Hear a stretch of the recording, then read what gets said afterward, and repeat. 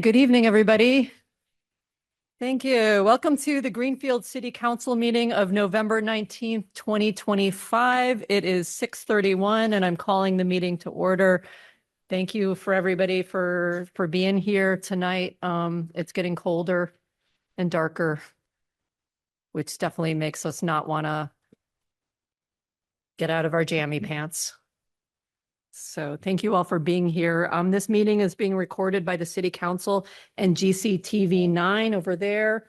If any other persons present are doing the same, you must notify the chairperson at this time. Our intrepid reporter, thank you. And for the counselors who are appearing remotely, which I don't think we have anybody remote. Not so far. Okay, so we won't read that. So we're going to do a roll call of members. Clerk Scott. Thank you. Counselor Golub has notified us that she will not be attending tonight. Counselor Gordon. Here. Counselor Master Totaro. Here. Counselor Bottomley. Here. Counselor Bullock. Here. Counselor Williams. Here. Counselor Perry. Here. Counselor Healy is not yet in attendance. He is sick. So I just got it. okay. He has notified us that he will not be here tonight. Counselor Brown. Here. Vice President Garrett. I am here. Counselor Minhas. Here. Counselor Toronto. Sure. President Wondolowski. Here. You have a quorum. Thank you. We're going to do the voluntary Pledge of Allegiance. So,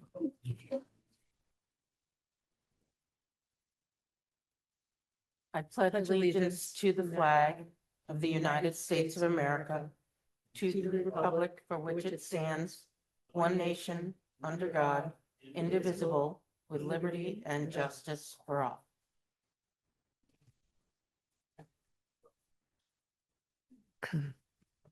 all right, so we're going to approve the minutes from our September and October meetings. Do I have a motion to do that? I'll do that. Thank you. Is there a second? Second. All in favor? Aye. All right, thank you. All right, our first order of business is communications from the superintendent of schools and the school committee. When they did not send their notes ahead of time, so I'm going to call them up and ask them some questions. They cannot tell us anything unless we ask them first due to open meeting law. So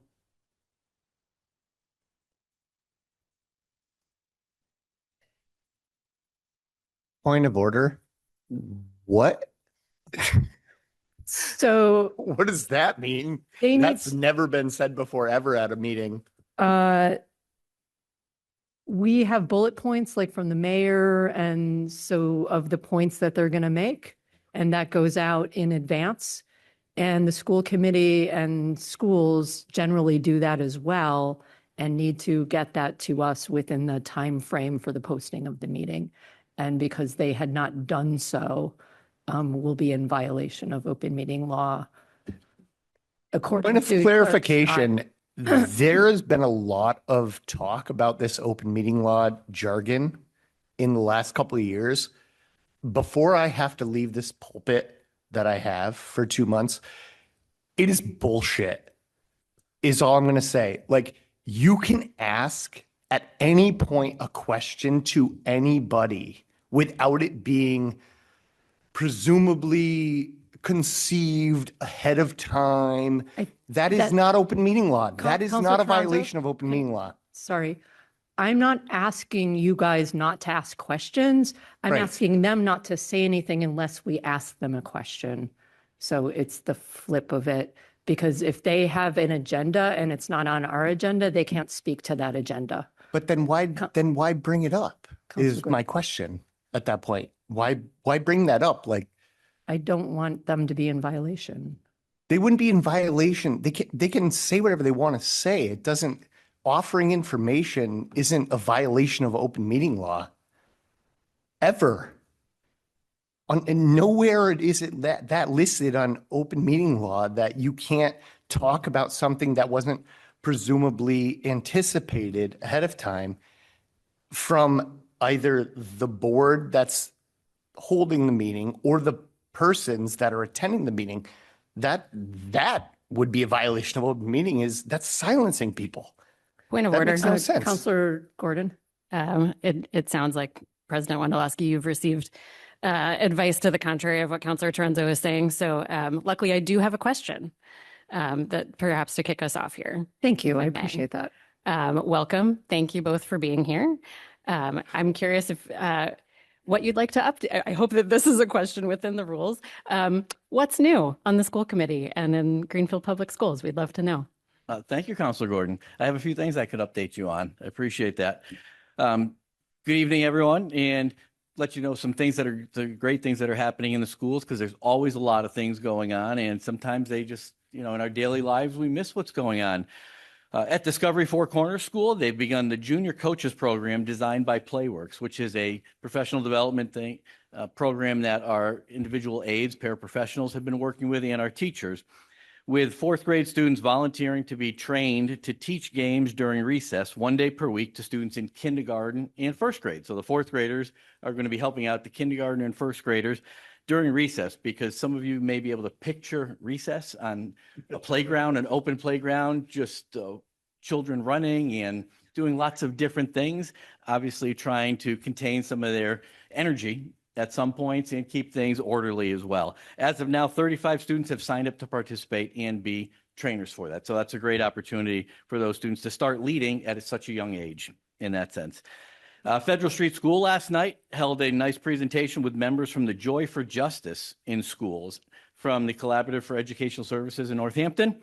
They presented an informational session to families about the restorative practice pilot program that we're starting in our schools, and Federal Street will be our first school to pilot that program. So we're very excited about that.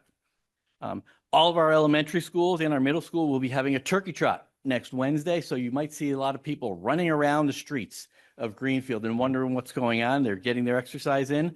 That'll take place on Wednesday, the 26th. And the Thunderbird, the hockey team from Springfield, the Thunderbirds mascot, will be stopping by to promote the upcoming Thunderbirds Reading Challenge, which will result in the end in many students going to a game in January for that. So we're excited about that. Greenfield Middle School has a lot of nice things going on. One of our students at Greenfield Middle School, Cecily Paterno, won the logo contest for the Greenfield Human Rights Commission and will be invited to the Human Rights Commission Awards in early December to be recognized for her artwork. So that's a nice compliment for her. They'll also be partnering, the middle school will be partnering with the Greenfield Public Library through the Libraries Without Borders grant, which will allow 6 field trips for our students to go to the Greenfield Public Library this school year from the middle school. And in early December, the first week after we come back from the Thanksgiving break, the middle school will be hosting a 4th annual Cookies and Cocoa event on December 4th. The families will gather in the cafeteria for cookie decorating and hot chocolate. The high school last week just held a nice play, a drama club, had a great performance. A little different than what many times people have been used to, because it was held on the stage and the audience sat on the stage in that sense. It was presented, they presented Nightfall with Edgar Allan Poe by Eric Coble last weekend, with a nice performance that engaged everybody in there in an intense black box style theater on the stage with the acting crew. Our National Honor Society at the high school is again volunteering to adopt a family in Greenfield this year, where they're going to adopt a family as a team, as well as spend the day distributing food and gifts throughout the community. And I'd like to thank the National Honor Society and our Key Club for volunteering during the Superintendent Search Focus Group. They volunteered to babysit if parents came and had children so they could participate in that. Our special education department is very busy. Last night, they held a joint event between the Greenfield Special Education Parents Advisory Council, CPAC, you may have heard of that, and the Family Center, which is Community Action, which was a workshop supporting families in creating and reinforcing binders for their children's individual education plans, IEPs, you're probably familiar with that, and related documentation. And also earlier this month, just a few weeks ago, on November 5th, a family supporting agency, Family Empowerment, in collaboration with the Department of Developmental Services and Hampshire and Franklin County, ran a transitions resource fair hosted at Greenfield High School. In closing, we were fortunate to host at Greenfield High School. I know some of you attended and saw one of 4 statewide listening forums for the Chapter 70 listening tour that they were doing. And I spoke with all of the people who were on the stage prior to the starting, and they had said that the one in Greenfield was one of the best attended throughout the state. So it was very, very well supported by everybody up and down the valley coming out to that, and a lot of great speakers that lasted almost 3-ish hours in that sense. So they had a good turnout for that. So thank you to all who did that. And I was fortunate enough to present last month to the Greenfield Citizens Academy, which is a new initiative run by the mayor's chief of staff, Aaron, and had a lively discussion with all the people who were there. And I thought that went well. So it's a nice opportunity for us to get out in front of people and tell them about our schools and then answer questions and be available for them. So thank you, Councilor Gordon. Those are some of our updates. Thank you. Counselors, other questions? Yes, Counselor Williams? yes. One of the first things you mentioned was restorative practice in schools. Could you explain what that is? At our elementary schools, they're going to be undergoing restorative practices.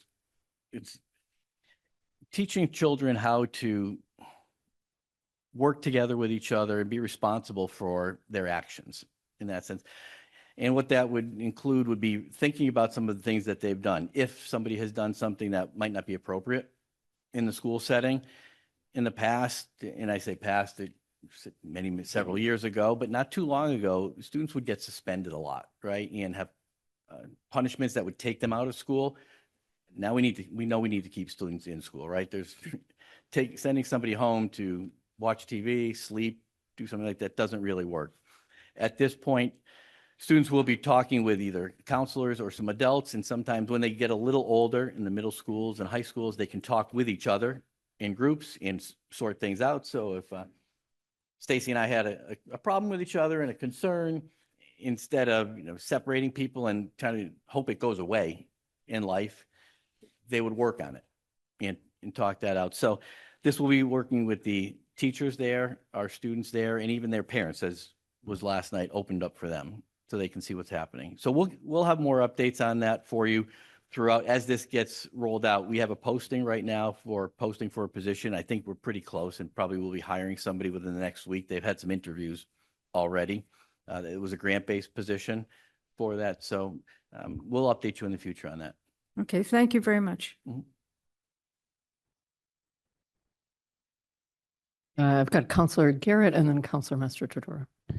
Thank you both for being here and for the kind of rundown of what's going on in the schools. I was curious about the superintendent search process. I know that there is a steering committee and the timeline on that I'm less certain on. So I would love just any details you could just remind us of. Thank you for that. Yeah, so we are at the place now where we have wrapped up the community needs assessment process. That was the focus groups and online survey and interviews of current school committee members that I think discussed the last time I was here. We ended up with 147 pieces of engagement. So that's folks showing up either to a focus group, a survey, maybe they did both, or across the interviews, as well as just other pieces of feedback that we've received in other ways, which I thought was really representative. And when I say that people filled out a survey, I don't just mean they clicked the bubble and then skipped the rest and submitted. I mean, we're talking like paragraphs. People really put a lot of thought and input and feedback in, and that was consolidated into our candidate profile, which really emphasized educational leadership that focuses on student achievement, things like literacy and STEM participation, and encouraging folks to go into entrepreneurial or vocational stuff, but really thinking about what our students' academics is looking like. The second key theme was inclusionary practices and collaborative leadership, someone who wants to work together to make our programs in our schools better. And someone who is a skilled operations and management. I mean, they need to know the budget inside and out. That was a clear theme that emerged, which I think that we've certainly all discussed and I think certainly all support. So those were really the things on that end. We have that candidate profile. We have the application is still open until December 1st. So we are actively receiving folks. The last number that I heard was 15 applications for the superintendent role. That does not mean that we will be offering 15 or having 15 finalists. That means that we have folks, at least 15, who have opened and started the application process. We do have a screening committee, so this will be the group of folks who will sort through all of these applicant materials, choose the folks we want to offer first interviews to, and then ultimately select a slate of finalist candidates that we will then, forward to the full school committee, which will then conduct second round interviews and make the ultimate selection of the final candidate that we would like to choose. There's still plenty of opportunity to make your thoughts and feelings known about. Specifically, we had two questions in these things, which I'll just ask you now is, when you think about the person who should be superintendent, what prior experience and expertise, what skills, what attributes, what characteristics would you expect? You can email all of your thoughts to us. We would love to hear from you. And then the second, when you think about their first year on the job, what are their priorities? If you could write their agenda for that first 6 months to a year, what would you put on it? To help focus their attention on the needs of what Greenfield really, really needs right now. So feel free to email us. I just want to say that the opportunity for input is not closed. I want to be very clear about that. The screening committee will be meeting December 3rd and December 9th. These are orientation and training sessions where we will learn how to review these applications, how to come up with good interview questions, how to interview someone as a group, these sorts of things that not everyone who is going to be a member of this committee may have experienced before. And then we will also come up with the actual first round interview questions, go through that whole process of scheduling, et cetera. That screening committee essentially will be done with its tasks before Christmas, and we will know our finalists by Christmas. The actual finalist selection and candidate selection will happen early next calendar year, which means after the other folks have come on. And by February is when we're hoping, if all goes according to plan, we will know by February who our new person will be. I'm happy to take any other questions about that. Thank you. Counselor Master-Chadar. Counselor Garrett asked exactly what I was going to ask, so. Okay, great. Counselor Williams? Yes, could you give us the email where people can send Sure. their information? So you can send it directly to me, which is stasex1@gpsk12.org. So that will come to me directly at the school committee address. And then there's also a general school committee, which will go to all of us, as well as I think you're on that. And is Becky on that? And Becky, who is the sort of head administrative assistant for the schools, will be on that as well. And that is I think that's schoolcomm, COMM @gpsk12.org. So either of those would be just fine. Can you repeat your email slowly for the Yeah, folks and in loud. video land? Yes, my email is stasex1@gpsk12.org. Thank you. Thank you.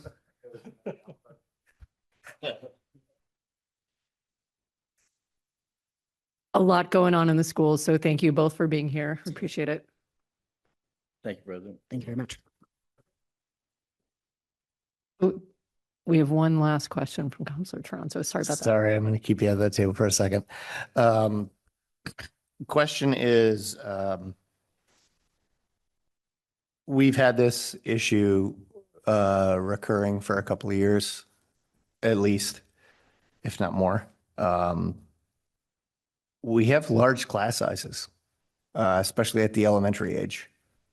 Is there any update on what is being done to remedy that? I know some changes probably came with in certain schools when the whole relocation homeschool stuff happened, which I don't know why we ever did that, but we still have very large class sizes, especially at the elementary level, which is only going to continue up the curve. And everyone always talks about declining enrollment around here. And we do have declining enrollment. We've seen that. But the fact that we have enrollment in these schools and we have things like 23, 25 kids in a second or third grade class is ridiculous. It's ridiculous to expect that they're going to get the quality of education. The teacher is going to be able to provide a quality education no matter how great they are.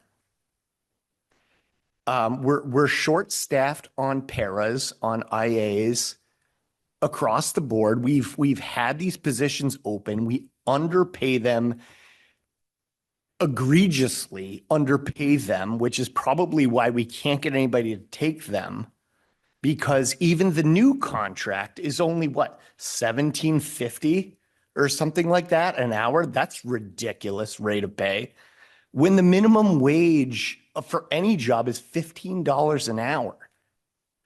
So why would anybody want to take, like, if you want experienced workers to come in and help our children, why wouldn't we, A, offer them better incentive pay and benefits to be helping folks with special needs that are there already, and reduce the class sizes so that all of the students can get a better quality education? And I think that this is a thing that gets overlooked time and time again, and just kick that can right down the road every year. Oh, well, we put a Band-Aid on this one class that had 25 kids. Okay, you took care of that. Great. What about that class over there? That class has 24 kids. So I just want folks to understand or know what steps are being taken from the school department to mitigate these circumstances, to give our kids the best quality education that they can, especially at the fundamental level, the K-5 level. I'm not saying that Thank you, Counselor. I'm not Can dismissing we let them answer the question? Thank you. Can I finish what I was saying? Yeah. I'm not dismissing that 6 through 12 doesn't also need smaller class sizes as well for the same reason. But as kids get older, it is a little bit easier to make it add a couple more students to that class size, but definitely at the fundamental level of the K-5. Why there should be no class K-5 that has over 20 kids in it. Not a single one should have that. Best practices, Desi would tell you that. Everyone would tell you that. Like 18 is probably the max you should have there. Yet we have classes in our elementary schools that have 20 plus kids in them. And that to me seems really overlooked. And I would like to hear what steps have been made to do anything about that, because it doesn't seem like anything's been really done about it for the last half decade anyway.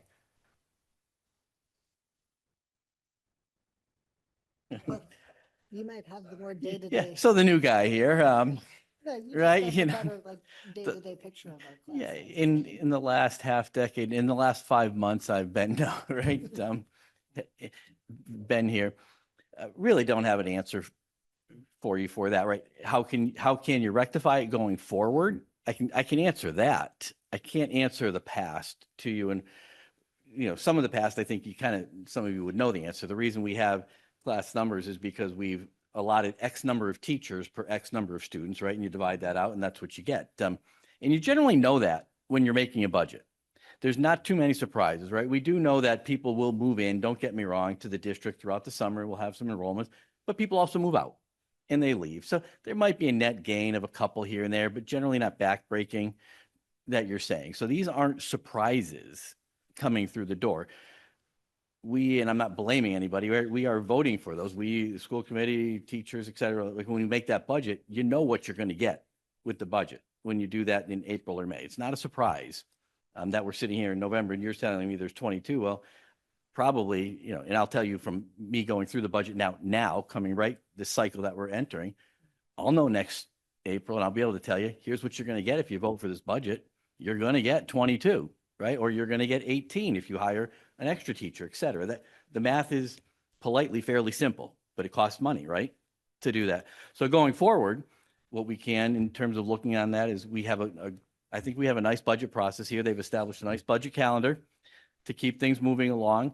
And then it's the choices, right? Choices have to be made at some point, and votes have to be taken as to what the budget's going to be and what it's going to include. And if that's a concern, obviously I've taken some notes on that and we'll keep that in mind. We'll present different scenarios. Okay. School committee members, right, et cetera, city councilors at some point in the spring or summer. Here's a budget presented for you, right? We can do this, and here's what the projected numbers are for you. If we need to save X amount of dollars and cut whatever it is, right, at that time frame, well, we will do that, but your numbers will go from blank at every level to this. And so you know what you're getting with the vote. In my opinion, in that sense, they're generally not surprises coming through. They may not be acceptable, don't get me wrong, or what people like, but you do know what you're going to get.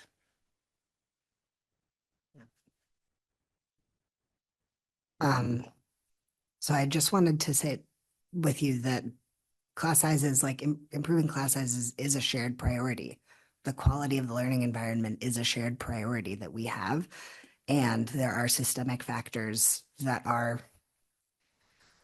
making it difficult for us to both get what we want. And I will just share that in another role that I have in my life, like I've learned that in the past 5 months, 2 of our educator licensure preparation programs have closed, like regionally. They're not preparing any more educators. And so when we think about the fact that the educators are leaving the profession, and that it is harder to find replacements for them, that this is a problem that we're going to have to think really creatively about, because it's not, I think, only a reflection of our local choices. I think some of it is a broader reflection of our regional picture and even the state and national picture of what the education profession is looking like, and the paraeducation profession. I would love to have more conversation, more opportunities to think about what solutions are, whether that's like local grow your own programs where we really work on getting our students who are here with us to start early on that path, or whether there are other, solutions that we could explore. But I just wanted to acknowledge that it is a shared priority and it's not going to be fixed overnight, unfortunately. Yeah. I've got Counselor Bullock. Yeah, one is a question just because I know that we lost teachers at the middle school level with the budget last year. Do you remember if we lost teachers at the elementary level?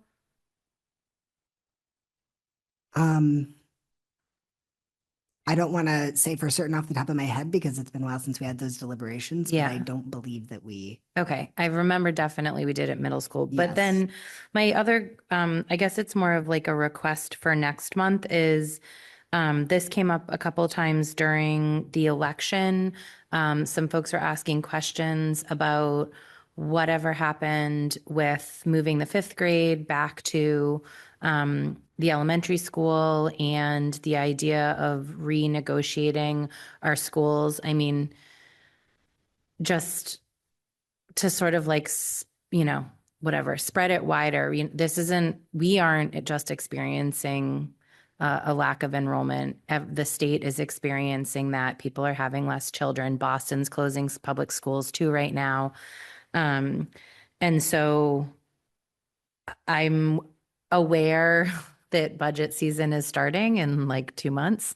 And so before we get to a budget season where something gets like flipped at the last minute in front of us, I would love to get an update on that work group. That I know there was at least a meeting or 3 that happened that was discussing like, are we going to close a building? Are we going to move the 5th grade back like people had anticipated? So next month, that would be great to hear. Counselor Gordon. I just wanted to ask Vice Chair Sexton if there are any other updates from the school committee that you'd like to share that we haven't asked about. That's an excellent question. I think the sort of the most major update that actually involves you all is we are looking to think about how to improve, like we've been wanting to improve the relationship that we have with you all and think about how to be more collaborative. And so one thing that I would actually love to hear from you all is, what is your ideal version of the relationship that we have as a school committee, city council? How do you want to see our two respective organizations or committees interact with one another? How do you see information exchange happening? You know my email now, so you know where to send it. But those, that's a sort of, we have been actively talking about how we might best facilitate that, but we would love to do that together. We feel like talking about communication doesn't make sense to do individually if the goal is communication.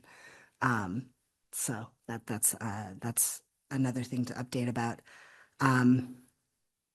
Otherwise, I think we are excited about getting into budget season. We're excited about our budget calendar, and I believe some of our members have gone and started doing more of the listening sessions that they had done before, like going to PTO meetings, going to CPAC and CPAC meetings, and really hearing from the various constituencies outward what their priorities are for us, so that we're making sure that those are reflected in the numbers that we are seeing. So I think that's about it, but thank you for the question.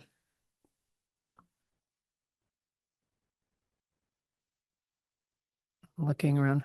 I'll just do a PTO plug that the wreath fundraiser, I think it closes this week, I think. And so if you need a wreath, please buy one. I can't believe I didn't have a form come home with me to sell one of the. All right. Thank you so much. Appreciate you.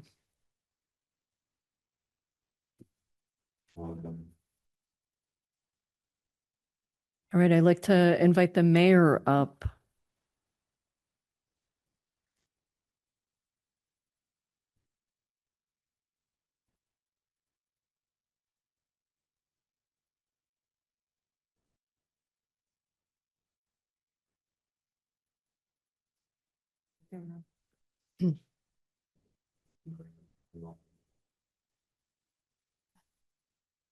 You have a long list for us, Mary. You've been a little busy. Hi, everybody. So I would just like to give you a compliment. I thought you did a very good job with your questions. A unique approach of getting around to our lovely open meeting law. That was rather clever. And you started that off quite well, I might add.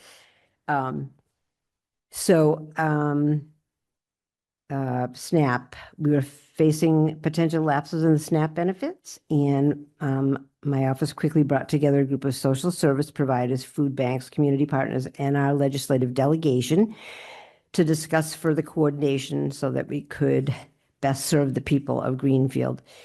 This group developed some plans that we can implement if we wind up in the same spot in a few months or later in the year. It is important to understand that our pantries are still seeing a much higher demand than normal and continue to need our support. Many people are going to be in need because of rising costs in health insurance and new requirements for SNAP benefits, et cetera. Please shop local and consider donating to the pantries if you're able, and just supporting your local grocery stores and businesses in general. That will really, help our local economy, which means the local folks that live here too. Community Action has not yet received federal funding to support the normal fuel assistance programming. At the moment, they are only processing applications for emergency assistance. We will continue to monitor the heating assistance situation. Our property compliance group has been meeting monthly, and thank you, President Wondolowski, for having us to your meeting. But just for all of you, we are meeting to help owners come back into compliance with health and building codes. These issues range from overgrown yards that block sidewalks to buildings that have fallen into disrepair and are a safety concern. We are making progress on addressing the most concerning properties, but certainly are not finished yet.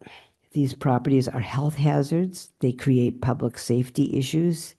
Bad things happen in the abandoned buildings, and each one of them is a unique situation, and they're not easy to solve.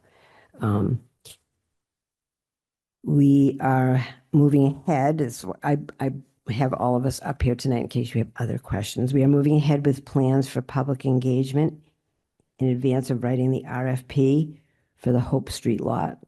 We will share meeting dates and times before the end of the year, but we expect to have a public engagement process that will happen in early 2026.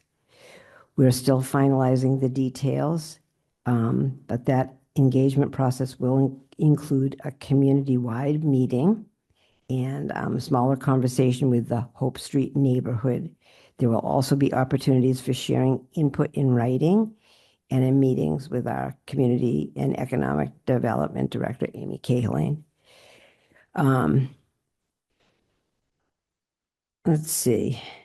We have been in contact with our state delegation about health insurance, which is plaguing everyone. Every municipality is facing the same issues that we are, and I'm sure that you remember our health insurance went up 20% last year and 17% the year before. The massive hikes are not sustainable. We will know more about FY27 costs in the coming weeks, but I'm very concerned about the impact of that on the city's budget. We likely are facing double-digit increases again this year, and this is not a problem that actually can be solved right here in Greenfield. Next, our warming center plans are in place for the winter. We will open once again at the Salvation Army on the coldest nights. Thank you to Paul, Leslie, and the Salvation Army for again opening their doors for the unhoused neighbors this year. This will be, there will be 3 4-hour shifts per night on the nights that we open, with 1 volunteer from the community and 1 public safety officer on duty. Thank you to the Medical Reserve Corps and all the volunteers that are assisting with this, and Amy Cahalan, who's coordinating a lot of that. Next, we are making progress. Well, I guess we're actually done for the fall on planting more street trees in the neighborhoods that need them. We were just awarded a $95,000 Cool Corridors grant from the state, which is in addition to the $118,000 that we won last year. New trees were planted in the neighborhood surrounding Bay State and Franklin and middle school over the last few weeks. More will be planted there in the spring. Next year, we will also plant new trees along the Federal Street between Cleveland and Silver. And as part of that project, some green belts, which are currently paved, will be reclaimed and returned to grass and plantings. We've continued to see great improvements on the rat issue at the transfer station. We continue to use bait that causes no harm to any other creatures, and both the staff and the pest control have reported fewer sightings of rats and their waste. DEP came out last week and gave us a glowing report. Thank you to Central Maintenance and the transfer station staff who have worked so hard to get this problem under control. To keep it under control, we will be maintaining the current hours for now.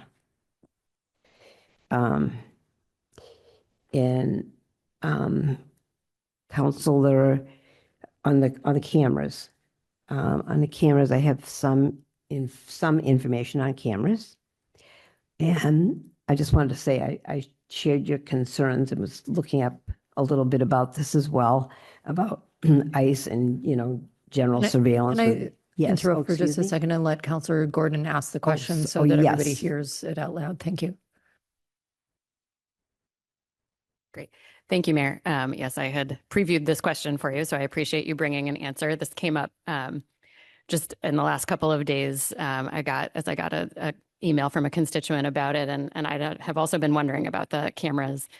going up at intersections around town. I was going to say recently, or the new cameras, but I gather that they've actually maybe been there for a little while now at least some locations.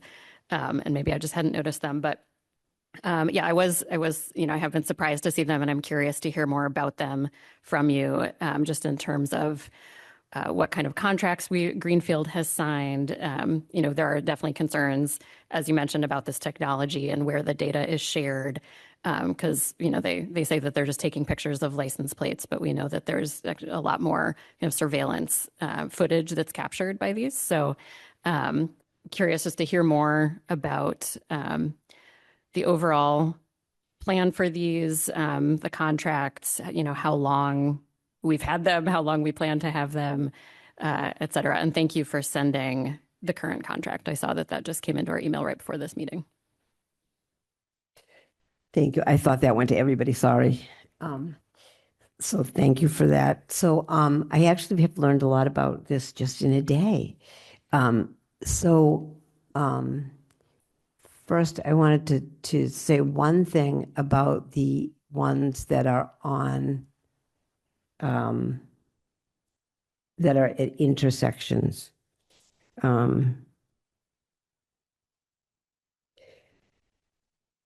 The ones that are intersections, I just wrote this out so I could say it right. Some people misidentify the sensors that are on the traffic lights as cameras. They're actually not cameras. They're sensors that have to do with the traffic light operations, and they don't record and those are not used by law enforcement. Or the ones on ours aren't. I don't know if they are as you go along a highway. The process of determining to install a camera is an internal discussion. You asked like the process that would happen between the mayor and the IT department and the police department.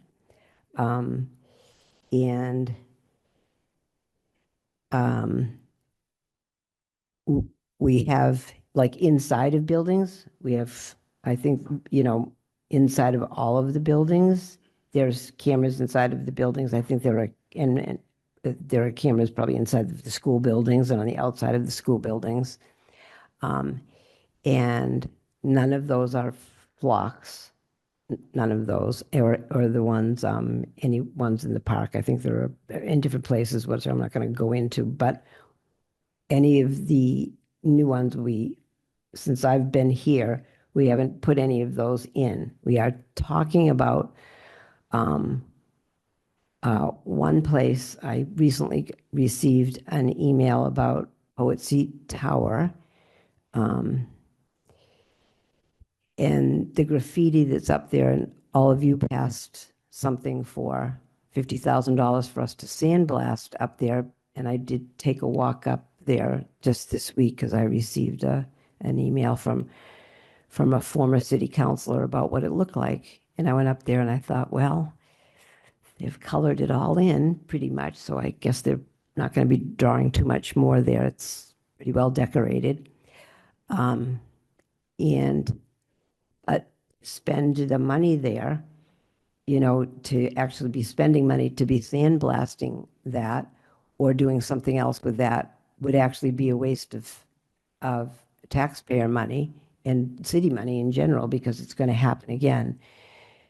So, that's something that is under consideration, whether or not, if we're going to take care of that problem at the same time, you put something up so that you're preventing it from happening the next time. But anyways, to go back to a couple of your questions, the process of determining it, how that's determined. We have all of those cameras, and then there are 4 flocks cameras. Okay. And there's not an option that we used or we are not paying for an option that does facial recognition, and the data that we capture is owned by us and is not shared with any of the feds. So I think that was the thing that gave me pause as well, which I hadn't actually even thought about that. If there was a thing that we could have bought for facial recognition, we didn't purchase it. So, and I don't know more about the contracts. So I can look, we gave you the policy because for anything that we have within the city, there's a whole policy that's around it. So that's what I sent to everybody today.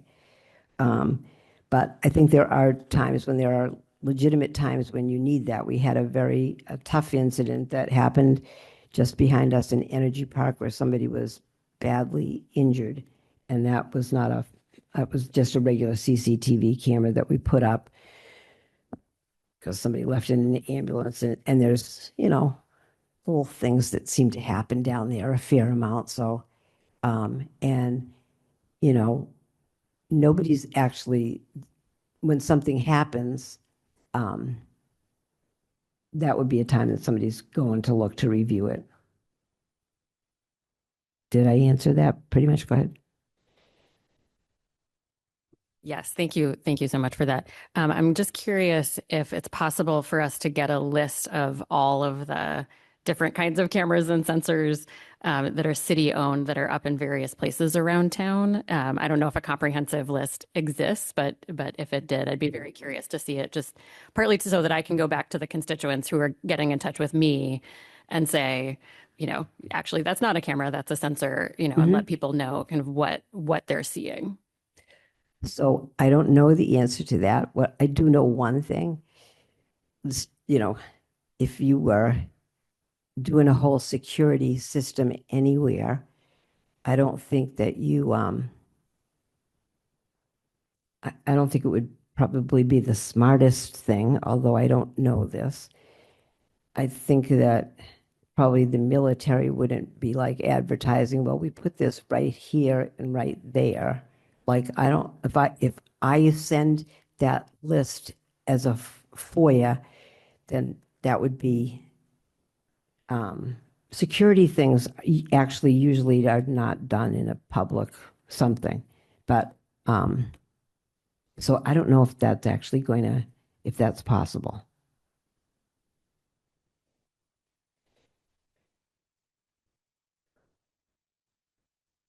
Counselors, I have Counselor Bullock. Yeah, I have a few things,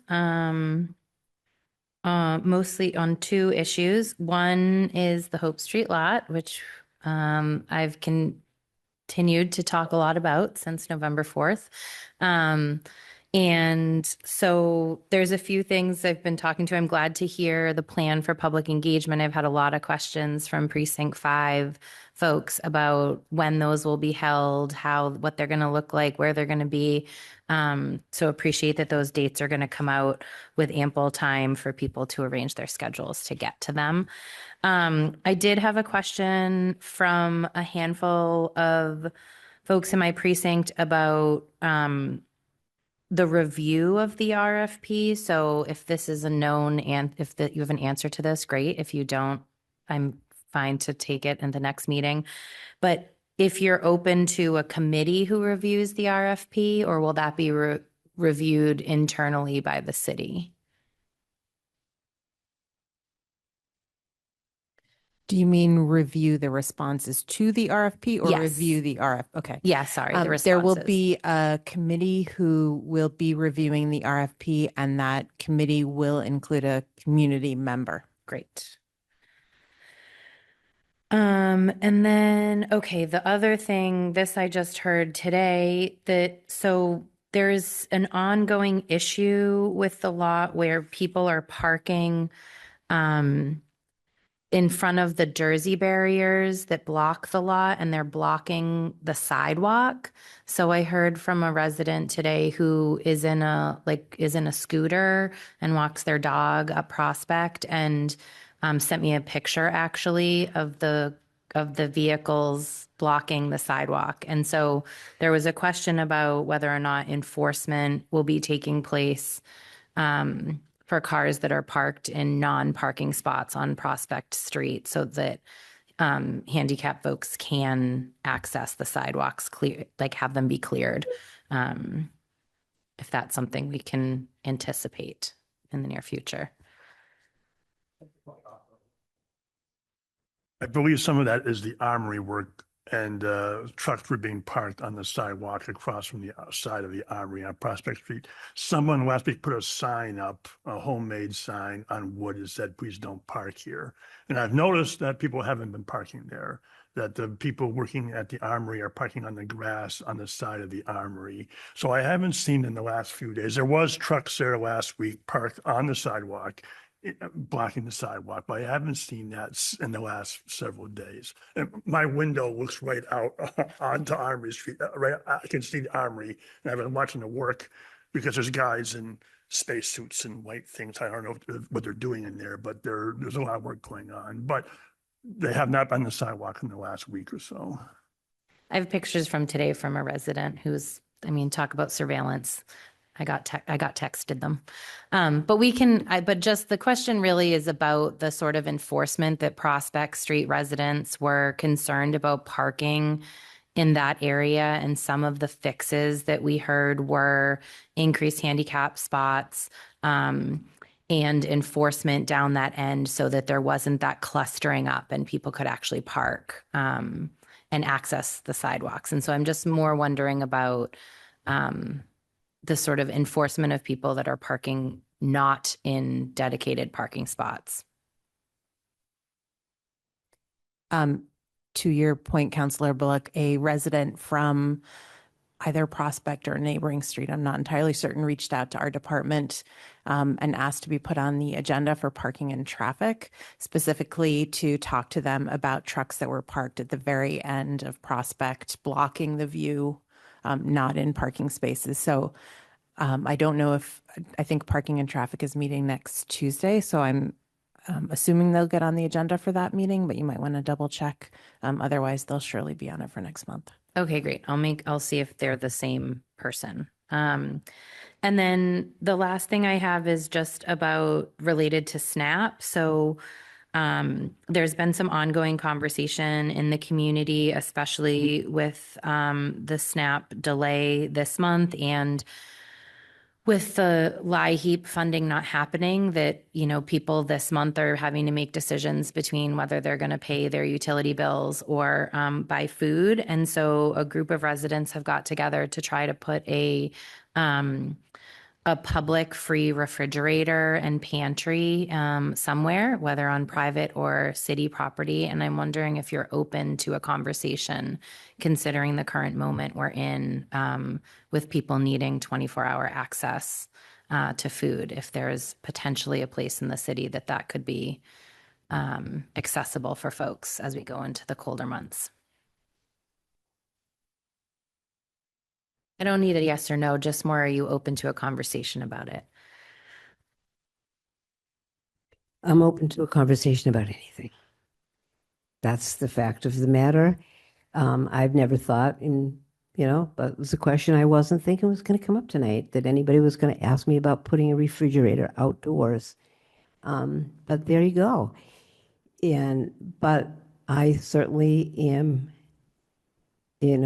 I think I was right where you were with the SNAP thing. I was ready to throw up, actually. It's nauseating to think of, what are you going to pay for? So as you're just saying it, I'm like, I don't know. When the thing first comes up for where are we going to put lockers? Each one of those things, it's like a big thing. You have to find out, where's this going to go? Right away, I'm like, where's it going to plug in? Is there any liability? Blah, blah. Is the refrigerator going to fall over? But I am definitely open to the conversation.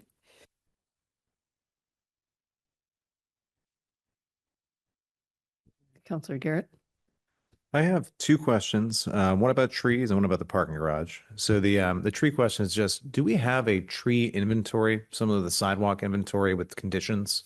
So I'm thinking about us planting these new trees, 80 years, 60 years, 100 years, they're going to have to be replaced. And I know, obviously, we have trees in the rest of the city.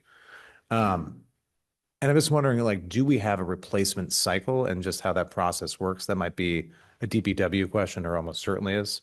And then the second question about the parking garage, again, regarding the Hope Street lot, one of the things that kept coming up is no one wants to park in the parking garage and, X, Y, and Z.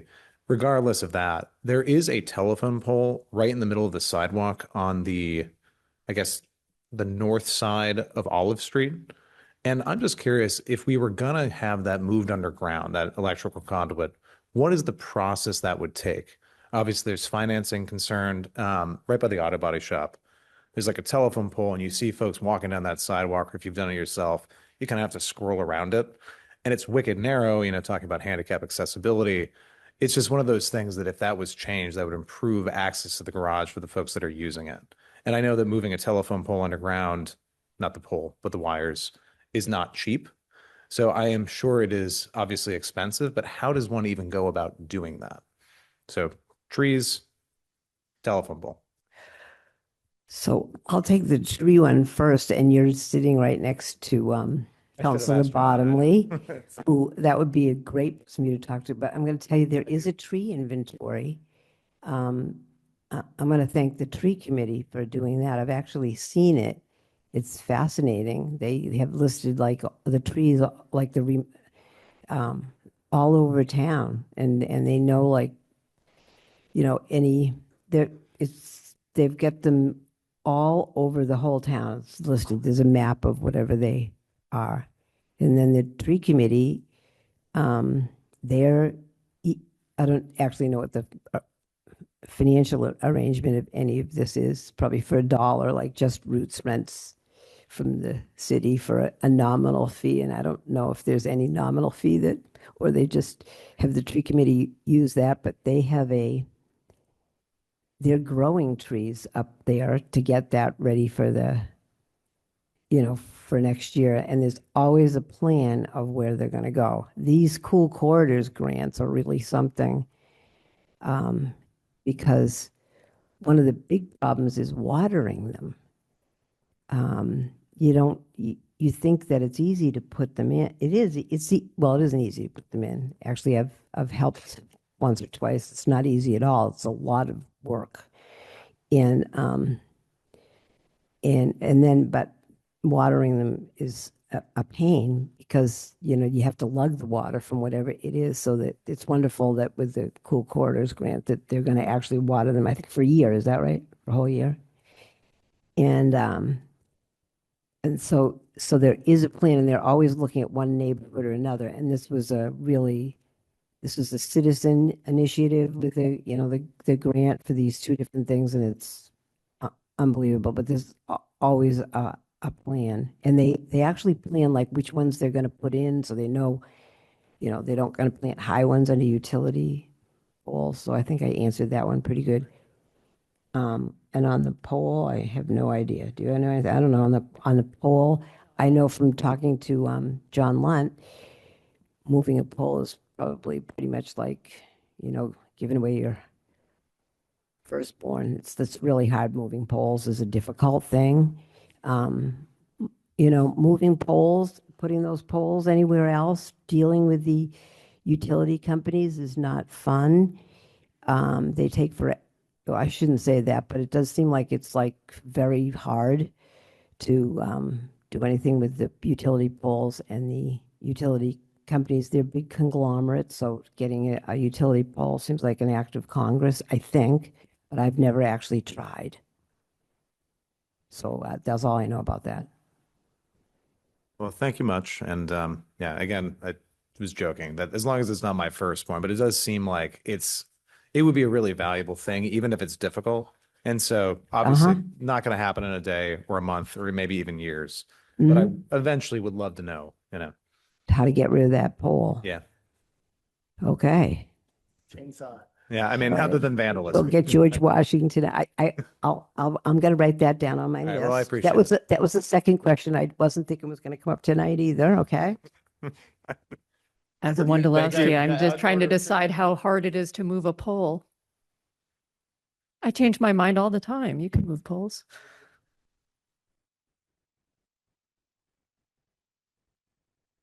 Any other questions? Counselor Minhas, and then we're just evolving here, so. I know we've talked about this in EDC and community relations before, but since this is a broader forum and more of the public might be listening to this and the recording of it afterwards, and I know you've addressed this before, but So there's approximately 30 or so dilapidated properties, right? The city doesn't own all 30 of them, correct? That's correct. The city owns 4. Yeah, 4. Okay. Of those 4, the ones where you can find the owners, right? Mhm.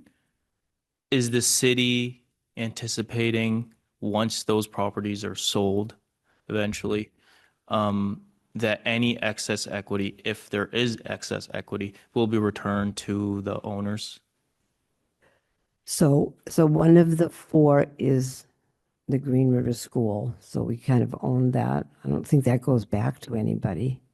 I don't know that one. And the 3 others, I've been in touch with the attorney. We won't be keeping, like, there's a new law on that. And we won't be keeping anything if it's supposed to go back to somebody. That's exactly where it will go. Exactly. It has nothing to do with money. It has to do with safety. One of the ones, and I think I explained this, so thanks for asking that, that I was at yesterday. I walked down and looked at it. It's one that we own, and it's very hard for the city to own, besides all the things that you do. We didn't want any of these. They just fell our way because that's what happened.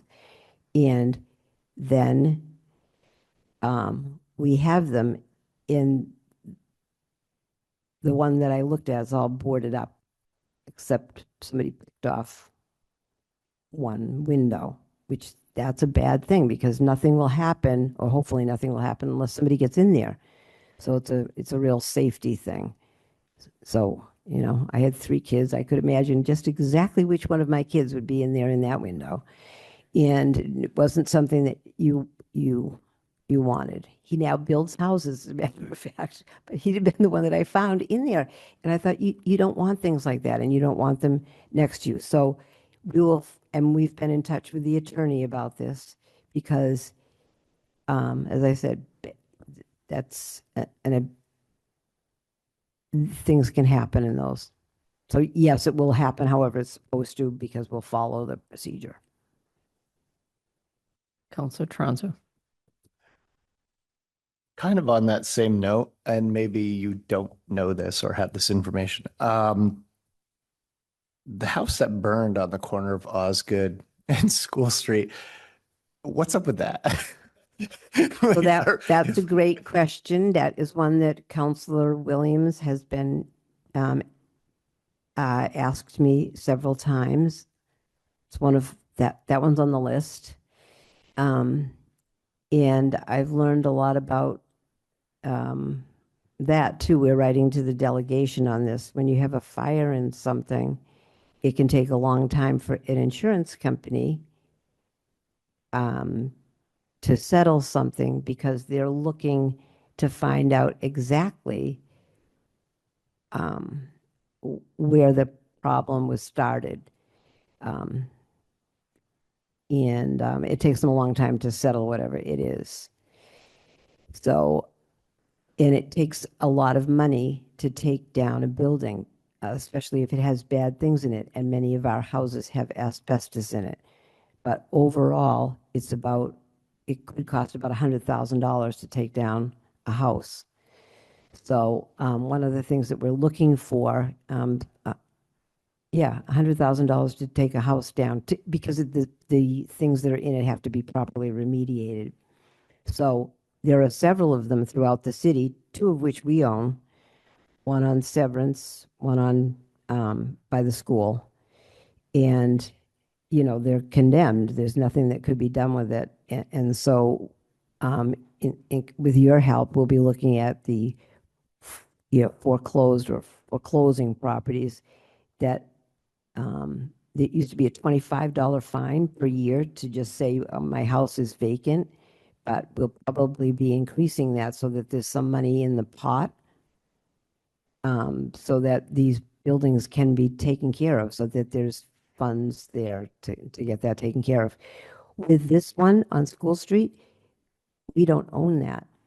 The owner owns it. And so at this point, we have reached out on numerous occasions and how do I say this? just making that well known to the owner. That something needs to be done. Could I follow up? Sure. Is there not, I know that that's not a city-owned property. But do we not have any avenue of, I don't know what you want to call it, like a blight restriction on properties? Like you can't just let your place go into complete disrepair. I know that insurance takes a long time. Fire insurance does not take as long as that property's been burnt. That's been over a year anyway. Insurance is done. They're settled by now. There's no way that they haven't finished an investigation. Like, and if that's the case, why is there an avenue for the city to go at the insurance company and say, you need to remedy this now, one way or another, because you can't just allow this to happen. That's going to be another place where, sorry, I know our dump has rats. I bet that place is infested with rats. I can guarantee it. And that's disgusting. And it's ridiculous for people to have to live around that and look at it. And I think that if there isn't already an avenue that's being addressed from the city, there should be a little bit more pressure on. You can go after the homeowner all you want, and they can just tell you to pound sand, but the insurance company can't. That's the people who have the bucks. So go after the money. Go after the people who have the bucks to do it and be like, if you are not going to pay out for a rebuild, you have to pay for a tear down, because that's it. Or else sue the person who owns it and tear the damn thing down. Like it can't sit there in the state that it's in indefinitely while people are trying to figure it out. Like that doesn't help anybody else in the neighboring community. And it causes a ripple effect that's just going to spread from there to the neighbors that are around it. And that just doesn't seem like a proper way to conduct business. So, all of those things that you brought up, I don't know if our meeting was yesterday or the day before, but getting in touch with the insurance company, we're on that. So each one of those things that you said, we're doing. But I do want to tell you one thing, what the fire chief said, and this is my first experience with going through one that had a fire in it and how long it took. I do not believe that one is settled. And you said the fire insurance ones are done, and I do not believe that is the case, Councilor Toronzo. What I was told yesterday at the meeting was that the worst ones to finish with insurance companies were houses with fires in them. Now, I've only been doing this for a year and 10 months, but that's what I was told yesterday. So they've said that happens in other municipalities, and this is the first one that I've gone through. But we are at that in, I would say, 4 or 5 different ways, but going, ask the very same question that you did.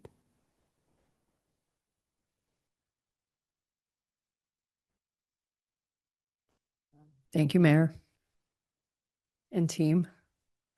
Okay, thank you. Appreciate the robust conversation.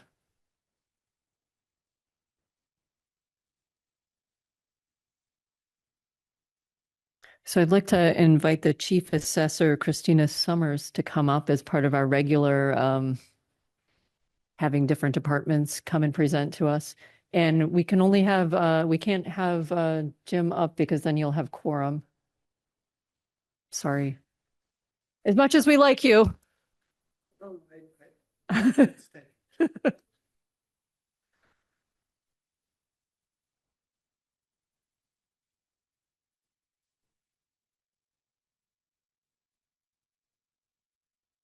And thank you for joining us tonight to just give us an update on what's happening with the assessors.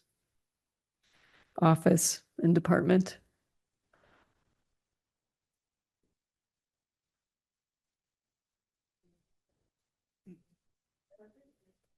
And if you want to hit the button, then we can hear you. And bring it a little closer in case. I'll move myself closer. There we go.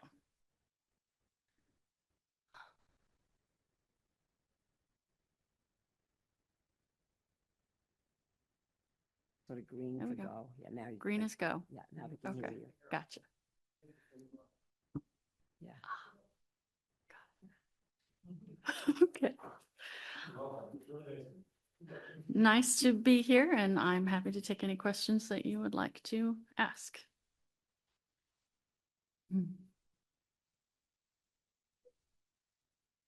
So how's the assessor going? The assessing going? Well, it's awesome that you bring that up because we have quite a bit going on right now. Right now we are in the process of getting the tax rate set. And it's a pretty big lift this year. We had a change of assessors. I just came on board in September. And so I've been madly trying to scrape everything together and get it all done. And so I thought I could let you know how things were going so far. So far, we have I've submitted some things to our regulatory bodies to make sure that we're doing everything the way it's supposed to be done. My background is in valuation. I have a background as an appraiser. So I will be applying those skills to our taxation system. And so to start off, I just wanted to kind of let you know kind of where the market is, and just using the tools that our mayor has very kindly provided for me to do my job. We have been able to determine there's about a 9.5% market increase for single family homes in this area. So therefore, that's kind of where we're at as far as it's reasonable to assume then that the values of the properties are going to go up about that much. This is just for single family residences, of course. But that's an example of showing the market moving. And that means that the values are going to move. It doesn't mean that the tax rate is going to be higher. That's up to you guys to determine. But I did want to let the public know that our assessment values are tied to the market value, and the market value has gone up about 9.5% according to the data that we have here. Let's see, we do have, the next thing I'm working on is the new growth that we have in the city. We've had a lot of people that are renovating their houses. We've had some new builds and all that kind of stuff. We also have some new personal property accounts. So we have, these are they are preliminary numbers at this point, since nothing has been actually approved by the DOR yet. However, but I did want to let you know that we do have some growth. We've got about $4.6 million in personal property growth in this year, and a little bit of commercial growth that we were able to capture, about $35,000. And then residential, we have $3.6 million in residential growth this year, for a total of about $8.3 million, $8.4 million about, which is comparative to last year, except that last year we had invested a lot in gaining personal property accounts. And so we had a lot of gain last year in personal property. But other than that, our numbers are pretty close. And I just wanted to let you guys know that I was working on updating our model to keep it current and keep it correct and on top of the market changes that are happening these days.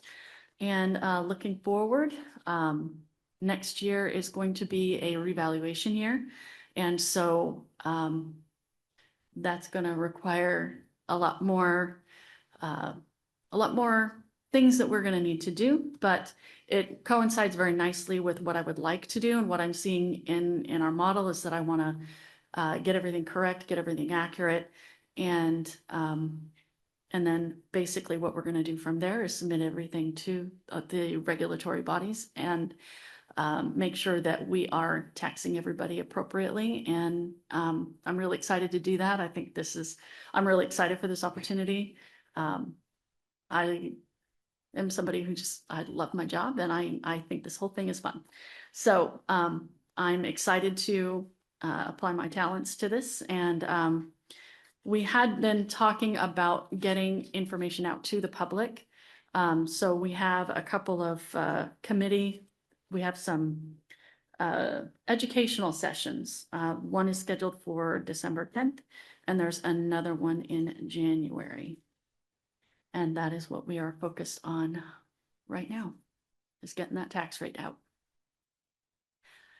Thank you and welcome to the city. So we're so appreciative having you here. I've got Councilor Master Tutora and then Councilor Minhas. Hi, and welcome. So you have a background in real estate. So how do you anticipate this market beginning? I've noticed that houses are beginning to come down slowly. Do you anticipate that yourself going forward? As far as anticipating, I'm not sure anyone can anticipate the market these days. But that's the wonderful thing about being able to have a model that we can change, and we can change, we can go up, we can go down, we can actually change to reflect those market conditions. And that's going to be part of my job, is to analyze that over the next year. Yeah, that's an exciting part of my job. And one more question, and I think we're going to maybe, of course, the newspaper's here. So I think we're going to be talking about this at Ways and Means, or at least I'm going to bring it up, considering bringing forward a motion of a split tax rate. What's your take on that off the top of your head, or do you care to divulge? So as far as the split tax rate goes, we have had those discussions in our appraisal board meetings. At this time, the consensus is two things. Number one, we don't have enough data to get everything right, and I'm working very hard on that. That's one of the things I really want to get done, especially with the commercial properties. I want to make sure that we get those data cards correct and we get that in there. And then the other piece of it is that our primary tax base is residential, and our commercial tax base is not very wide or broad. And so there is a question as to whether or not the commercial tax base is broad enough to support such a thing. But we can certainly take a look into it. When I'm further into this whole process, I can have more numbers that we can play around with, and I can present possible scenarios. I'm going to go to Councilor Minhas and then we can come back. Thank you. First off, thank you for coming before us and welcome to the city. Something that a few residents were asking me about, which I did not have the answer to, they said they've been getting stuff in the mail about some city department asking about coming inside and seeing potentially like what's going on and what renovations and stuff they've done. Is that the assessing department? Is that you guys? Yes, it is. So one of the things that is required from the DOR and the regulators is that we go by and we inspect every single dwelling or every single property in the entire city once every 10 years. And so that's part of this process, is that, and especially since my primary goal is to make sure that the property cards are correct, if my property lister, who is Evan Gregg back there, I did want to introduce him to city council as well. But if he can gain access to the exterior of the property and the interior of the property, then we can get those tax cards correct. And if I have correct data, then we can have correct assessments. And that's really what we're looking for, is I want to make sure that the data is correct. And over the past 10, 20 years or however long it's been, sometimes a lot of things can get missed. And a lot of times, especially with interior condition, maybe if somebody hasn't been there or touched that card for 10 years or whatever, then the condition may be incorrect. And it doesn't matter which way it can go either way. But my whole point is to get that card correct so that we can have accurate assessments. And I think that is the main point, is accuracy more than anything else. So is the process, just to clarify for the public, so I haven't received this, my family hasn't, but yet that I have seen. But so you get something in the mail, and then how are you supposed to respond, or do you schedule an appointment, or like what, how does that work? So what we would like to do is, so the process is that my lister is going to go out. We have a list of properties that have not been visited in the last 10 years. And so we're going to go out and we're going to visit those properties. And at that time, we're going to, the lister is going to put a notice on the front door to let everybody know that we were there.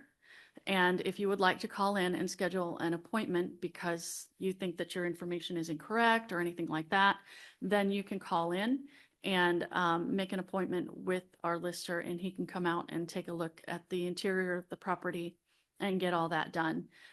We have been also sending out letters ahead of time, since we have this list of about 200 homes that we're going to go see in the next like month or two. We've been sending letters out to the affected property owners to let them know that we are going to be on our way out, and that they're going to see us in the streets, and they're going to see the notices on the doors, and that we're out there doing our jobs and getting our things done for the city. Councilor Toronto. Oh man, I have to be the guy with the very, very unpopular comment right now. So I know that people hate assessments. I know that people try to shield what they have because they don't want to pay more taxes. I know that people's move things around, like put a no trespassing sign on my yard so you can't come in and blah, blah, blah, blah, blah. My super unpopular opinion on this is, if you guys are doing assessments, and obviously you're legally allowed to view the property externally and not internally unless someone lets you in.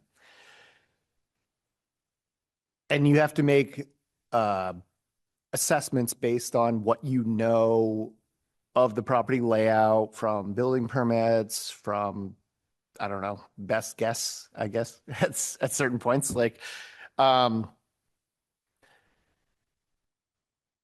is there, I don't know. I think it would be a usable function to assess high. And if the person has a problem with it because they didn't let you in to look at what's actually there, then they can call you and say, whoa, whoa, whoa, what do you charge me? I don't have like tile bathroom. I don't have like LVT flooring. Like, I don't have all of this stuff that you're insinuating I do. But if they're not going to let you in and they're going to stonewall it, hit them at the max.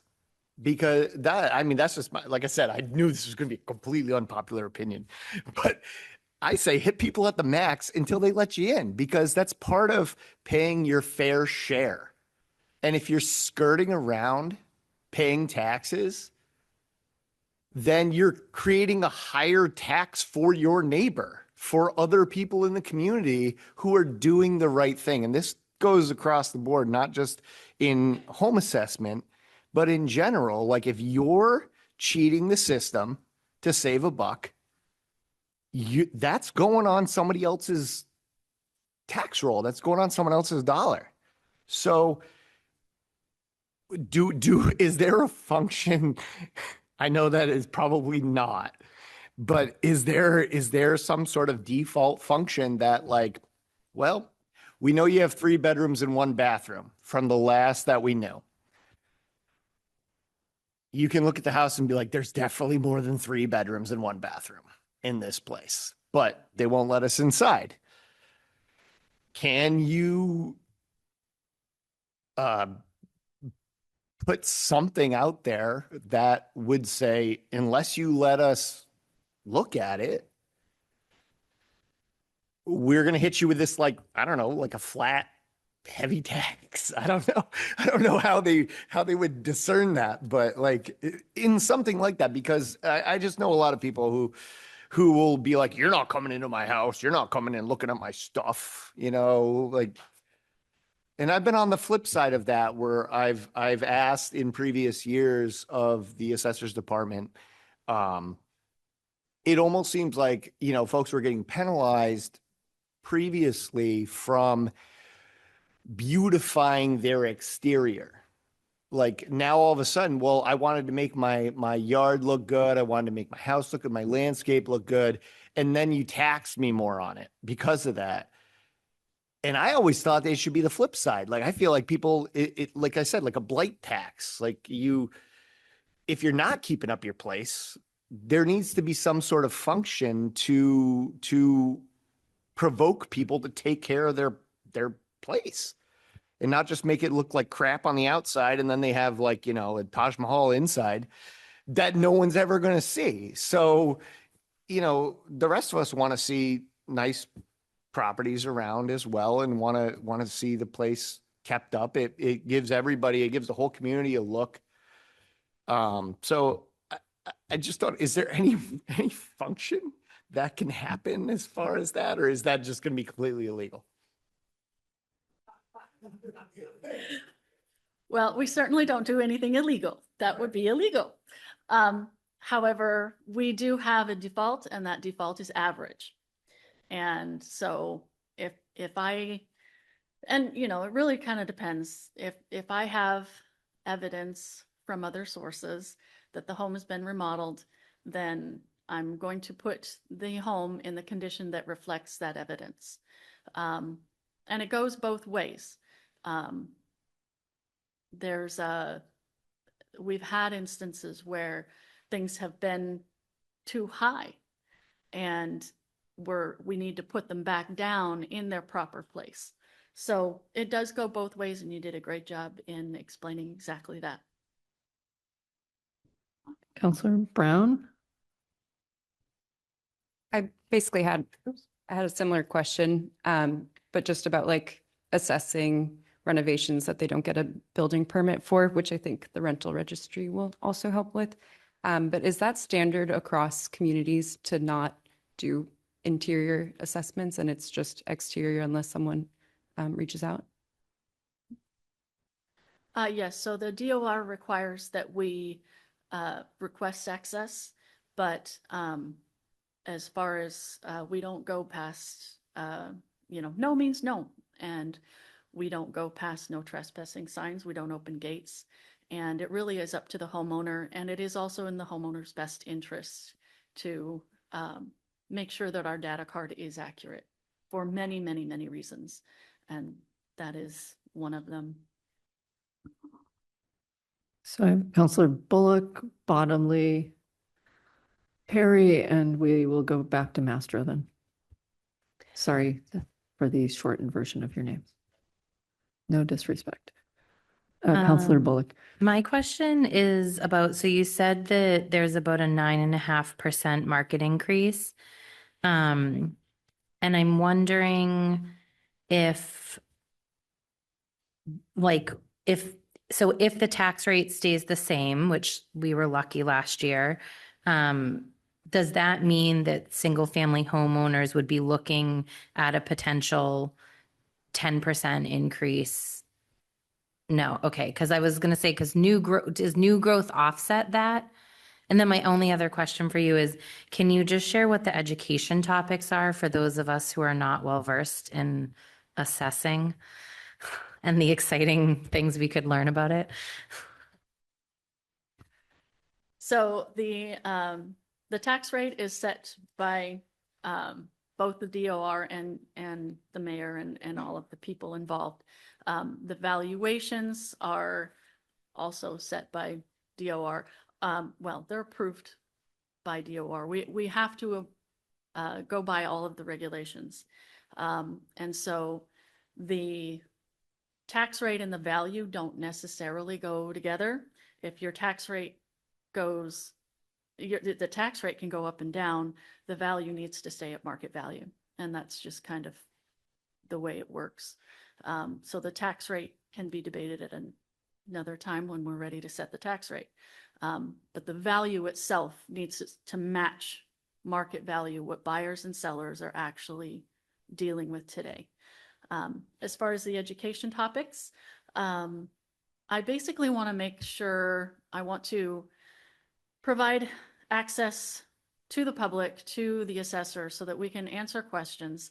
And, I understand that what I do is kind of a black box. Nobody knows what valuations are and all that kind of stuff. And I want to lift the lid a little and get some transparency into this and let you guys know what I'm doing and let the public know what we're doing and just provide, access points so that they can ask questions and they can get their questions answered. And so the education outreach is basically going to be just, what do I do? How are tax rates set as far as the valuation side? How is that? How do those two things connect? How they may not connect all the time? And just what is it that I do? What is it that I don't do? Because basically my job is all about data. I'm here to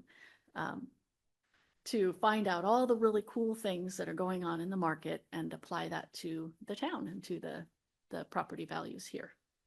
And that's just, I just want to make sure that the public has access to that.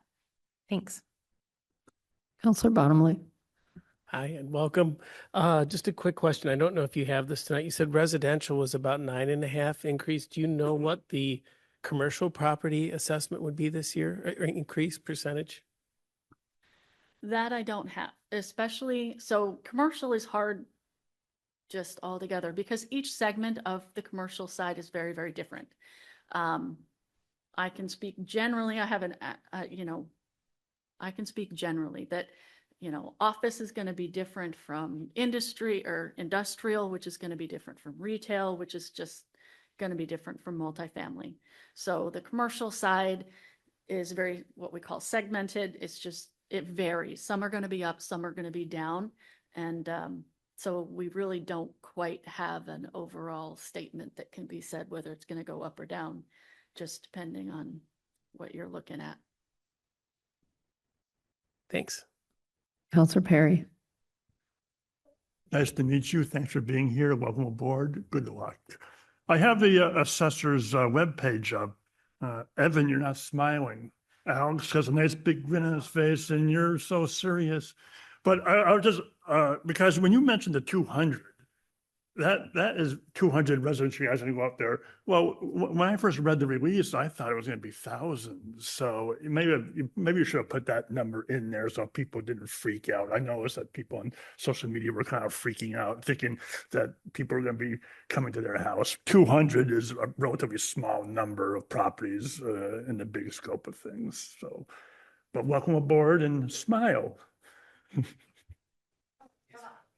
I do have a response.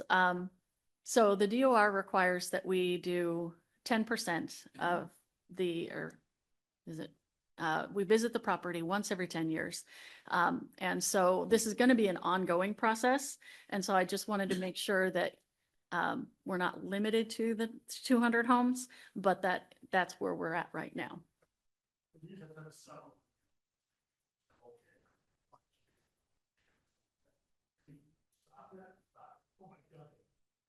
Yes, we have like 6,700 parcels And there's no way we can get to everybody in 1 year. Great.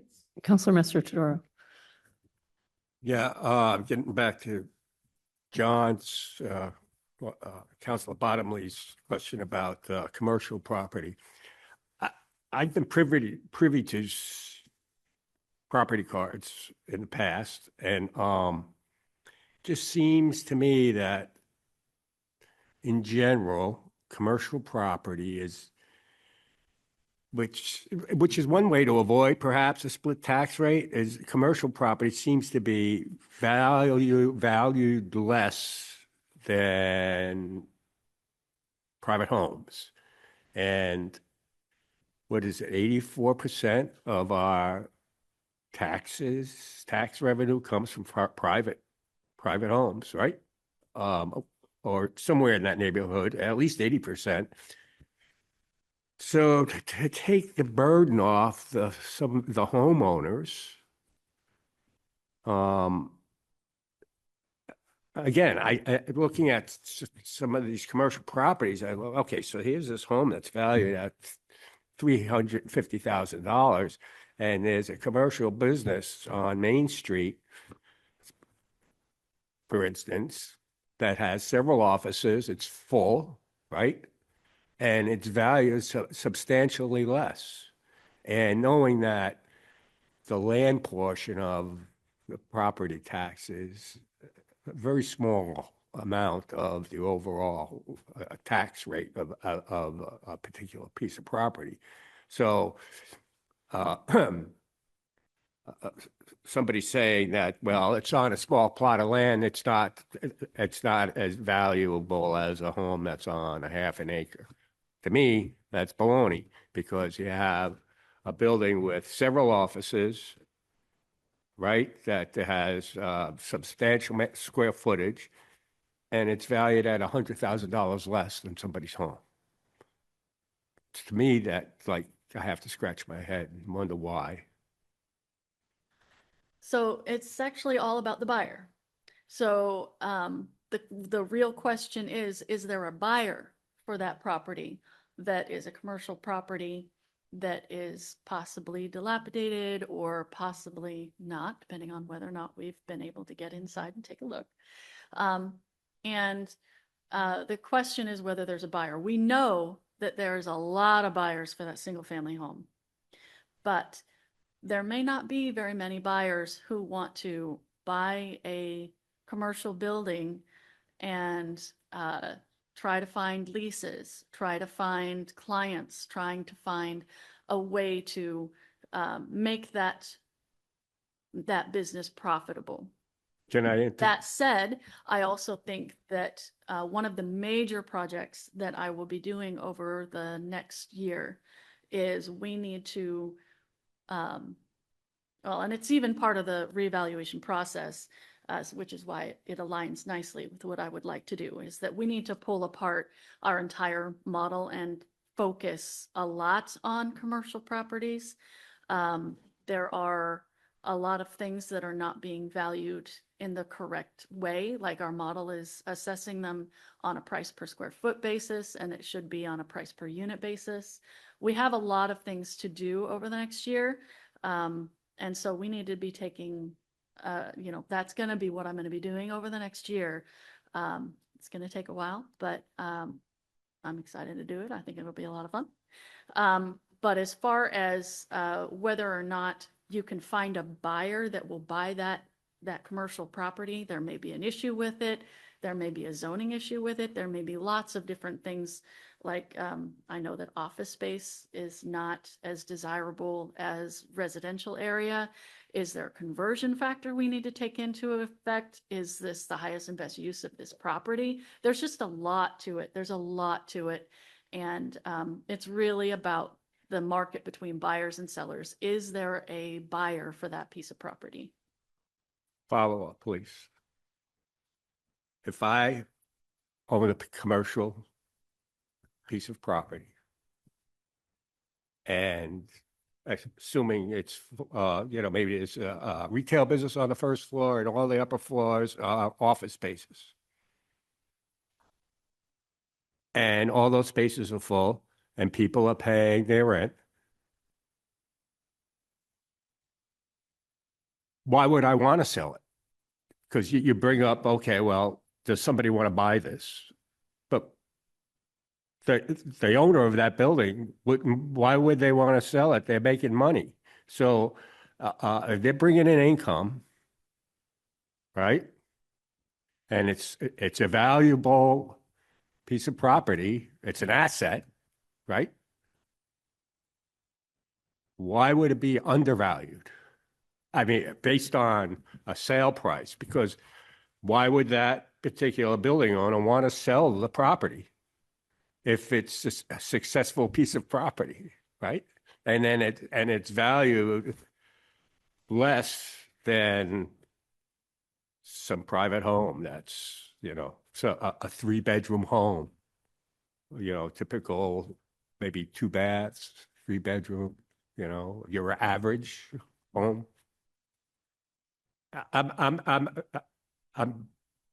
I think that one thing that Christina said, we should pay a little bit of attention to. And that was that if we have a house for sale here, and I'm just thinking of somebody that just sold their house, it was on for 2 days. There were people lined up and it was gone. I'm thinking of a property on Main Street that I'm not going to name the number of Main Street, what it was, but I heard it's under agreement and I'm like, hallelujah. That was on for a lot longer than 2 days. So I think just listen to what she had to say about that. That was a very good point.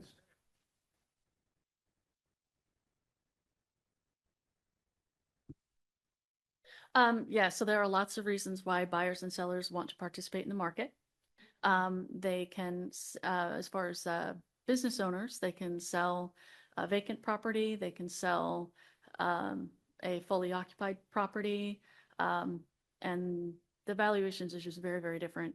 And it's very nuanced, it's very complex, and there's a lot to it. There's a lot that goes in it. And that's why single family homes are just not valued the same way as commercial properties. They're just very, very different, and you can't really compare them. Thank you so much. We really appreciate the conversation. And the good news is we're going to probably have a special meeting so we can come back and talk about tax rates and do this again in more details. So thanks for joining us. We appreciate it.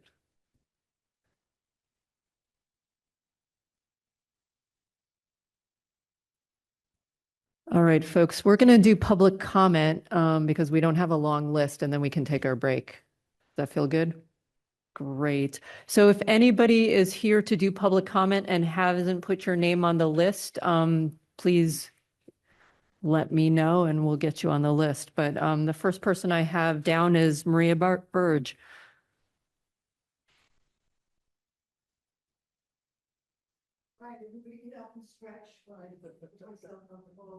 You going to do some calisthenics with us? All right, and everybody has 3 minutes, as you know, as well as your name and where you live. Maria Burge, Garfield Street. So I am here for some thank yous. A few months ago, I came before you and I said we were organizing a 5K. Father Williams, who is a Marine Corps vet, and myself, we organized a 5K that just happened last week. And it would not have happened if we did not have the city's departments collaborate. And I'm here to thank every one of them. So the VSO, Chris Damaris, promoted our event, and we had 136 runners and walkers participating. Christy Moore from the rec department, she has the experience in organizing, so she helped us advising and stuff like that. Now the DPW set up roadblocks, the AMR set up emergency services on the site, and the school department, Angela Mass and the student council were very helpful in gathering volunteers. But I'd like to give a special thanks to the Greenfield Police Department and especially to Deputy Chief Chris Green for giving up his Sunday to ensure our safety. Thank God nobody got hurt. So Father John could not be here tonight to thank everyone in the city. Thank you from the mayor's office also. And of course, Father Pierce for hosting the race at the Blessed Sacrament parking lot.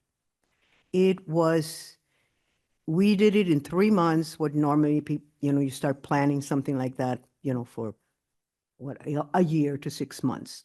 And it would not have happened without the collaboration of the city.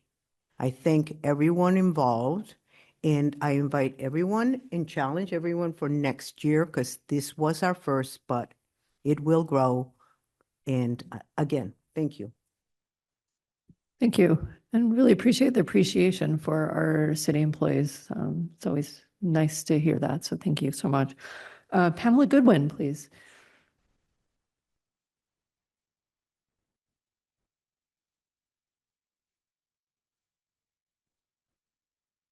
Good evening, counselors. Pamela Goodwin, High Street, over there at the Weldon. I'm one of the volunteers who worked at the Warming Center last year, and we had a great organizational informational meeting recently. And I just wanted to say that 13 people attended, and most everybody there had also donated some time. The shifts are 7 to 11, 11 to 3 a.m., 3 a.m. to 7 a.m. And we're getting ready because it's been already pretty cold, pretty early. The person that's involved with the volunteers themselves is Sarah Ahern, and I do have her email address, but I want to reconfirm it because it looks a little bit strange. But we're looking for extra people. And as you heard tonight when the mayor was talking about pretty much one volunteer and then one either EMT, police, or deputy sheriff's department, so forth. We'll be there. If it's really crowded, then we're going to need backup people, and we would probably have a second volunteer as well as the people from the police department or an EMT. So there's a backup chance where you might be called and said it's a little crowded. Can you come on over for a little while? And Sarah said she was going to take a list of those people too. 7 to 11 is pretty doable. I'm pretty elderly, but I can go home and go to bed a little later than normal. I've done the 11 to 3 a.m. Just means you take a nap later on in the day if it's needed. And so I just want to put that out there. We're always looking for people. Donations can be given to the Interfaith CFC.org group. That's run by Amy Clark. And if anybody wants to make donations toward blankets, flashlights, tarps, towels, whatever, Amy Clark is superb at that, working alongside of Larry Thomas at Wildflower Alliance. I also want to say I totally agree with Councilor Toronzo. I almost always do. I was a little floored to hear that there was going to be an open meeting violation. I actually watched the last school committee meeting, and I was a little appalled that members of the school committee were kind of micromanaging what it is that the interim superintendent was going to come and speak to the council about. And I was kind of screaming at my TV set when I was watching it because I thought, pretty sure we paid a wonderful, very experienced person to decide what to come and report back to the counselors about.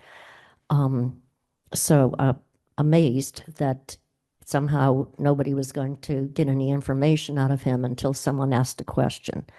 I have one other comment that I'll save for next month since my time is up about the ad hoc council that I was on for the unhoused. Thanks for your time. Thank you so much. We have Damon Lee. I hope I got the name right.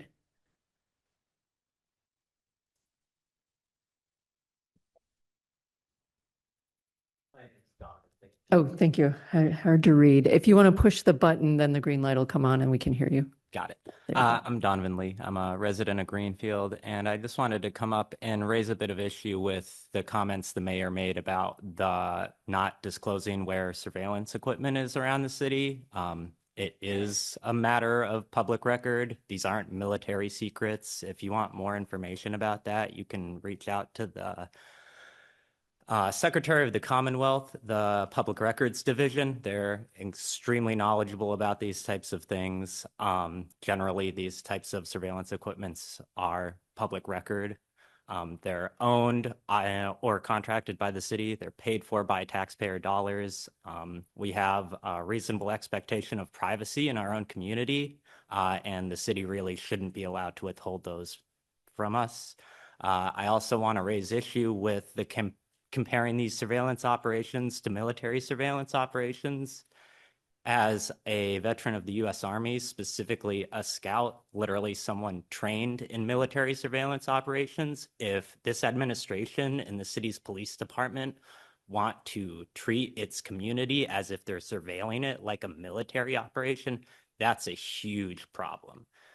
No one deserves to be surveilled the way that the U.S. military surveils anyone around the globe, and we definitely don't deserve to be surveilled in our community where we should feel safe by our administration and the police department. Thank you.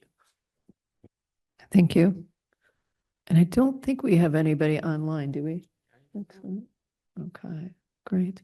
Thank you, everybody for sharing your thoughts and comments. We really appreciate you showing up. Since it's 8:25, can we take a 5-minute break? That's probably going to be 10 minutes. Okay, great. I'll see you back. All right, so we are at public hearing and second reading. There is nothing on the list for that.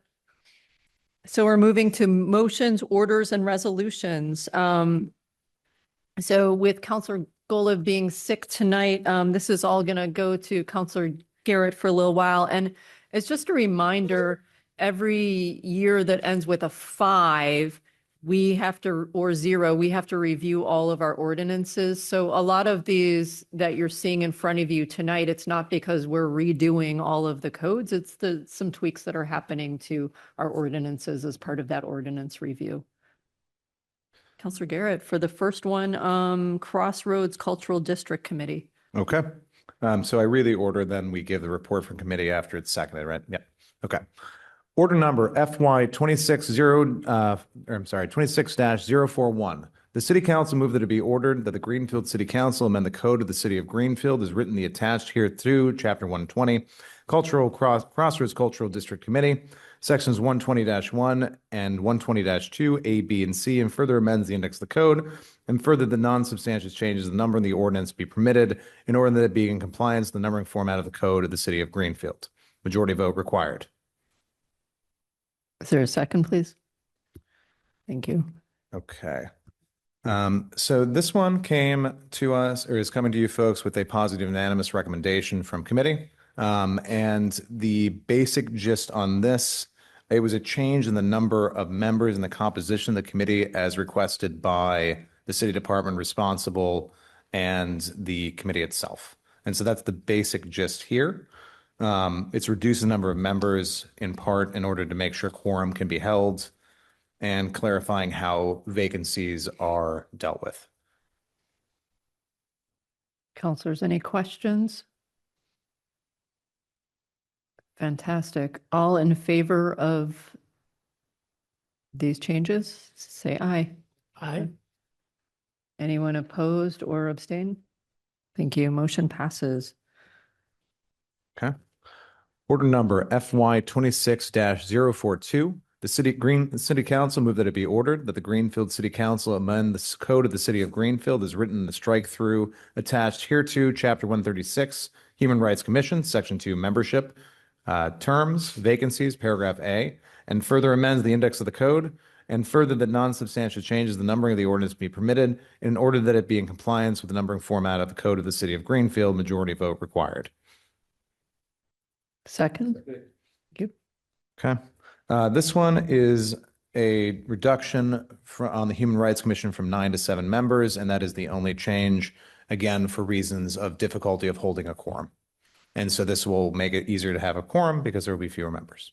And what was the recommendation from the committee? Oh, I'm sorry. The recommendation was positive unanimous. Great. Counselors, any questions? All in favor, say aye. Aye. Any abstentions, opposed? Motion carries. All right, we're on chapter 193. Okay. Order number FY 26-043. The City Council moved that it be ordered that the Greenfield City Council amends the code of the City of Greenfield by deleting the entire chapter 193 Ways and Means Committee in its entirety, and further amends the index of the code, and further the non-substantive change of the numbering of the ordinance be permitted in order that it be in compliance with the numbering format of the code of the City of Greenfield. Majority vote required. So this one needs an explanation. It was positive unanimous. We are not eliminating Ways and Means. So no one is off the hook. We need your work. We're grateful for all of you. This is duplicative. So our rules of procedure already established the Ways and Means Committee in addition to all of the other city council committees. And so this is just simply removing a duplicative section that is in the code of the city as opposed to the city council's rules of procedure. Thank you. Any other questions, concerns? Counselor Toronto? My only concern with removing something like this is I almost feel like this is a lack of a better term, an added protection to make sure that that entity as it were, exists. And I don't know, call it lack of faith that I don't want it to be overturned by one little code change later. So I would like to keep this there. In case some folks want to try to upend it later. So that's just my thought. Clerk Scott, can I ask you a question? You can. Within our code or within the state, how does it specify for bodies like the city council in regards to budgets? Is that kind of codified so that? It is not. Okay, thank you. Counselor Barrett? So if you guys go to page 35 or under membership, for example, on this chapter 193, it says there shall be a Ways and Means Committee consisting of 5 members who shall reside in the city of Greenfield, be registered voters therein. So this is not necessarily even, this chapter 193 version of the Ways and Means Committee is not even necessarily a city council creature. And so I hear Councilor Toronto's concerns, but a simple majority vote could also amend the rules of procedure in the future. We could have a council president who doesn't appoint members to Ways and Means. There are a lot of ways Ways and Means could be torpedoed that this doesn't protect anybody from. So I'm not concerned about getting rid of this.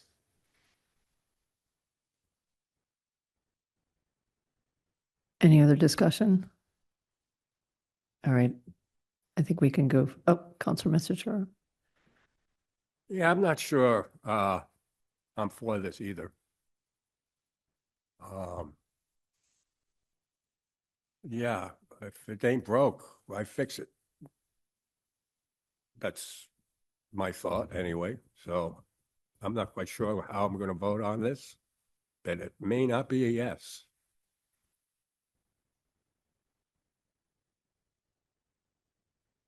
All right, I don't see any other questions. I think we're just going to do a voice vote again. So all in favor, say aye.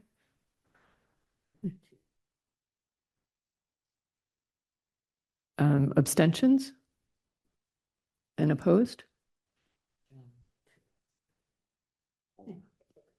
No, the kicker is.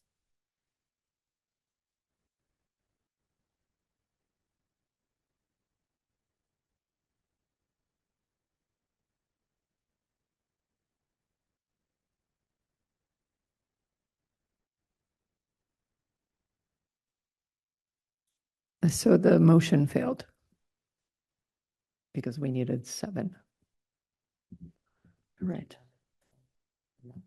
Sure, go ahead and explain. So in the charter, it requires that a majority vote of the council, 7, needs to happen to affect a change in an ordinance or to approve an ordinance. This only received 6 yes. There were 7 no's, so it fails.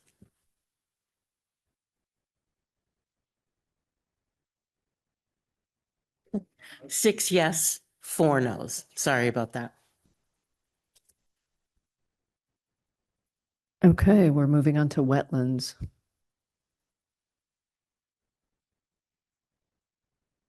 Order number FY 26-044. The City Council moved that it be ordered that the Greenfield City Council amend the Code of the City of Greenfield as written in the strike-through attached hereto, Chapter 423, Wetlands Protection, and further amends the index of the code. And further, the non-substantive changes in the numbering of the ordinance be permitted in order that be in compliance with the numbering format of the Code of the City of Greenfield. Majority vote required. Okay, so the changes in this came from the Conservation Commission itself. And the most substantial one is on page 40, if folks want to look at that, section C. And the substance of it, kind of the summary is if there's a modification to pre-existing infrastructure, it clarifies that a enlargement of that structure facility is something that has to have further scrutiny as compared to simply being able to be done because it's a pre-existing structure. So my guess is the genesis of this was somebody, oh, it's the same thing, and then they replace it with a much larger building, pumping station, et cetera.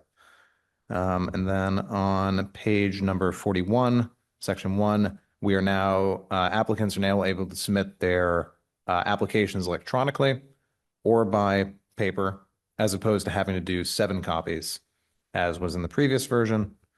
And beyond that, yeah, it's just about digitizing.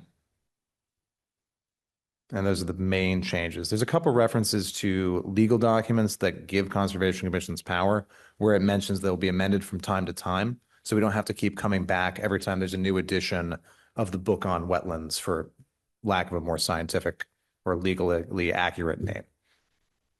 And what was the recommendation of committee? Positive unanimous. Thank you. Counselors, any questions? So I'm hearing this potentially better protects our wetlands, which is a good thing.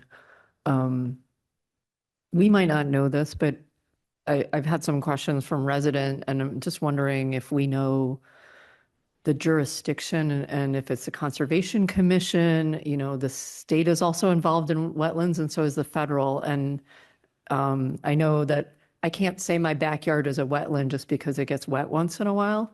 And then say, so I don't know if that was part of the discussion at all, how the jurisdiction works. I don't believe we discussed this. Okay. And I do not know the answer.